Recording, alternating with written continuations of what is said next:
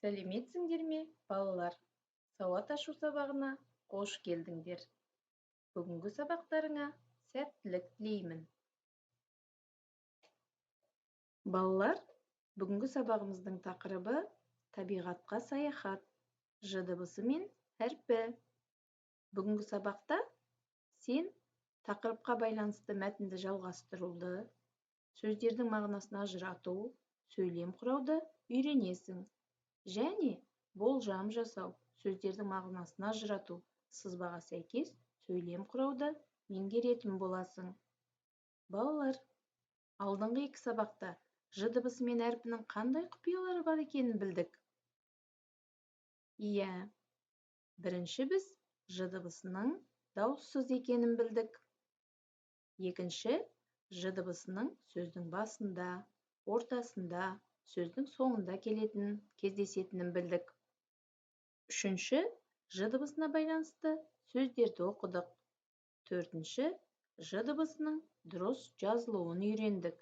Бесінші, ж дыбысы бар сөздерді буынға бөліп, дыбыстық талдау жасадық.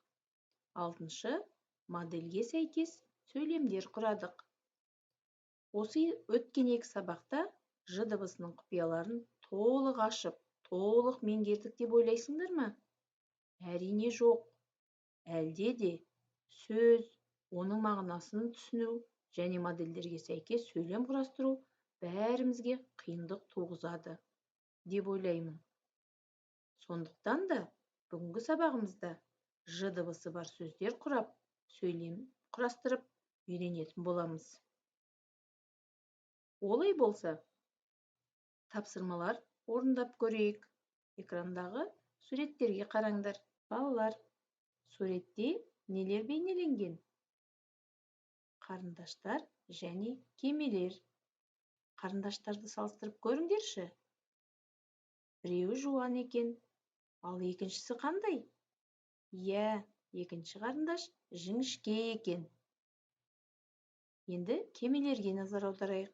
Бірінші кеме алыс орналасқан, ал екінші кеме қалай көрінеді? Иә, жақын болып көрінеді екен. Ендеше, осы сөздерді, яғни жуан, жіңішке, алыс, жақын деген сөздер мағынасына қарай қандай сөздерге жатады деп ойлайсыңдар? Иә, бұл сөздер мағынасы қарама-қарсы сөздер екен. Олай болса, бұл тапсырманы орындау арқылы қарама-қарсы мағыналы сөздер болатынын білдік. Тамаша, жарайсыңдар. Ал келесі тапсырмада берілген сөйлемдерді толықтырасыңдар. Сөйлемдерді толықтыру үшін модельдерді басшылыққа аласыңдар. Бірінші сөйлем, балалар. Адамдар жақсы, деді сиыр. Енді толықтыру үшін бізде модельде 5 сөзден тұратын сөйлемнің моделі ұсынылған. Келесі, адамдар жаман, деді сыңар мүйіз ешкі. Бұл жерде біз жауапты 4 сөзден тұратын сөйлем құрау арқылы толықтыруымыз керек.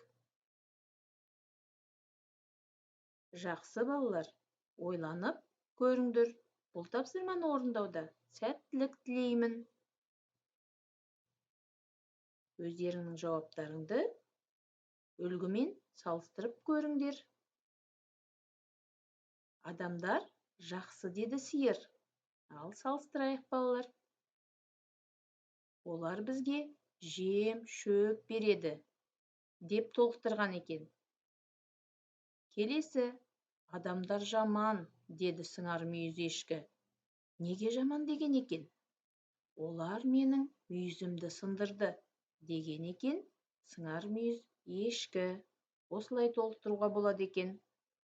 Балалар, бұл тапсырмада не істедік? Бұл тапсырмада сөйлемді толықтырдыңдар. Ал қазір орындайтын тапсырмамызда сұрақтың жауабын ұсынылған модельге сәйкес болжап көретін боласыңдар. Ол үшін сұрақтарды тыңдаңдар. Ал болжам жасап көрейік. Бірінші, жолға шығатын адамды кім дейді? Яғни бір сөздің моделі тұр. Осы бір сөзбен жауап, болжам жасап бересіңдер. Екінші, жолаушыға айтылатын тілек сөз қандай? Яғни, жолаушыға айтылатын тілек сөзді екі сөзден тұратын модельмен жеткізіп көресіңдер.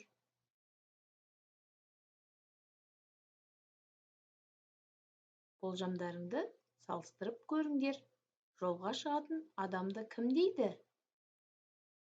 Иә, жолаушы деп атайды екен. Екінші, жолаушыға айтылатын тілек сөз қандай?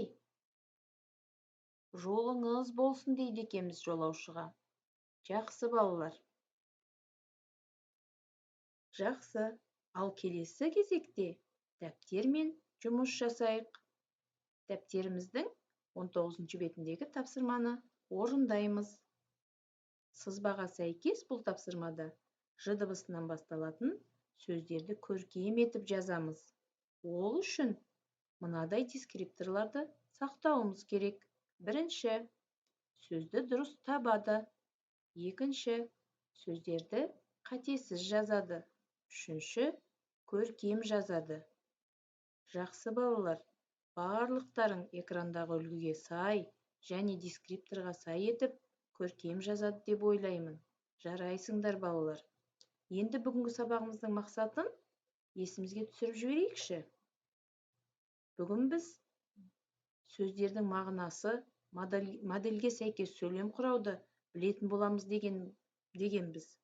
Олай болса, осындай модельдерге сәйкес тапсырмалар орындау арқылы мақсатымызға жеттік деп ойлаймын. Жарайсыңдар.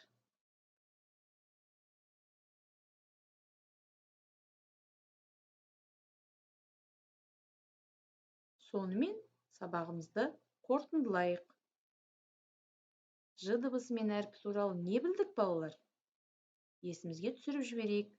Ж біріншіден дауыссыз екенін білген болатұғынбыз. Екінші, ж дыбысы сөздің басында, ортасында, соңында да кездесетінін біліп жатырмыз тапсырмалар орындау арқылы. Үшінші, ж дыбысы бар сөздер, сөйлемдер, мәтіндер оқыдық. Төртінші, ж дыбысының жазба түрімен танысып, жазба жұмыстарын орындадық. Бесінші, ж дыбысы бар сөздерді буынға бөліп, дыбыстық талдау жасадық. Алтыншы, модельдерге сәйкес ж дыбысы бар сөздер мен сөйлемдер құрадық. Сонымен бүгінгі үшінші сабақта ж дыбысы мен әрпі туралы толық білім алдық деп ойлаймын, балалар. Тамаша. Ендеше сабағымыздың кері байланысы мынадай. Сабағымыздың сәтті өткен тұстары. Қай тұстары сендер үшін сәтті болды? Ойланып көріңдер. Осымен сабағымыз аяқталды. Сау болыңдар.